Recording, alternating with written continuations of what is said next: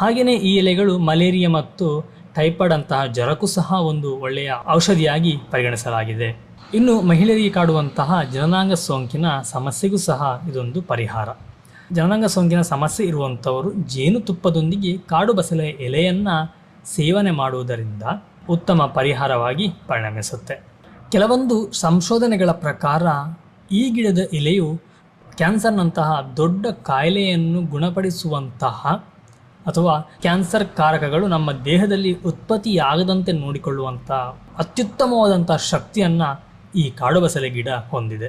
ಇದರ ಬಗ್ಗೆ ವೈದ್ಯಕೀಯವಾಗಿ ಹಲವಾರು ರೀತಿಯ ಸಂಶೋಧನೆಗಳು ನಡೀತಾ ಇದೆ. ಒಂದು ವೇಳೆ ಸಂಶೋಧನೆಗಳು ಯಶಸ್ವಿ ಆಯಿತು ಅಂತ ಅಂದರೆ ಆಯುರ್ವೇದದಲ್ಲಿ ಆಲ್ರೆಡಿ ಇದರ ಬಗ್ಗೆ ಹಲವಾರು ಉಲ್ಲೇಖಗಳಿವೆ. ಆದರೆ ವೈಜ್ಞಾನಿಕವಾಗಿ ಏನಾದರೂ ಇದು ಪ್ರೂವ್ ಆಯಿತು ಅಂತಂದರೆ ಈ ಗಿಡಕ್ಕೆ ತುಂಬಾ ಬೇಡಿಕೆ ಬರುತ್ತೆ. ಈ ಗಿಡ ಆಲ್ರೆಡಿ ಈಗ ನಶಿಸಿ ಹೋಗುವಂತಹ ಸ್ಟೇಜಲ್ಲಿ ಇದೆ. ಒಂದು ವೇಳೆ ಇದು ಕ್ಯಾನ್ಸರ್ ವಿರೋಧಿ ಗುಣವನ್ನು ಹೊಂದಿದೆ ಅಂತೇಳಿ ಸೈಂಟಿಫಿಕಲಿ ಪ್ರೂವ್ ಆಯಿತು ಅಂತಂದರೆ ಈ ಗಿಡ ನಶಿಸಿ ಹೋಗೋದನ್ನು ನಾವು ತಪ್ಪಿಸಬಹುದು. ಇನ್ನೊಂದು ಈ ಗಿಡದ ವಿಶೇಷ ಗುಣ ಅಂತಂದರೆ ನಮಗೆ ತಲೆನೋವು ಬರುತ್ತೆ. ತುಂಬ ಜನ ಕಾಡುವಂತಹ ತಲೆನೋವು. ಈ ತಲೆನೋವಿಗೆ ಚಿಕಿತ್ಸೆಗಾಗಿ ಸಹ ಈ ಗಿಡವನ್ನು ನಾವು ಉಪಯೋಗ ಮಾಡಬಹುದು.